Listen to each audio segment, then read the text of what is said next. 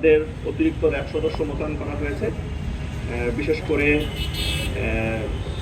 জাতীয় ঈদগাহ, সকল ঈদগাহ, ঈদের জামাত, বাস টার্মিনাল, রেলওয়ে স্টেশন, লঞ্চঘাট এবং যেসব জায়গায় জনসমাগম হয় এই সকল এলাকায় আমাদের নিরাপত্তা জোরদার করা হয়েছে।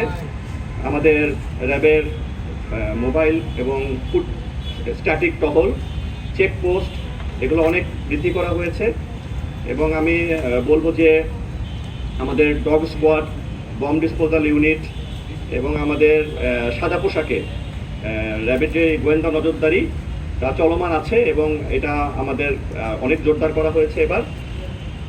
এর পাশাপাশি বলবো যে আমাদের যেই নর্মাল যে সন্ত্রাস বিরোধী অভিযান, মাদক বিরোধী অভিযান এবং অন্যান্য যে কোনো অপরাধের বিরুদ্ধে যে অভিযান এগুলো আমাদের অব্যাহত আছে।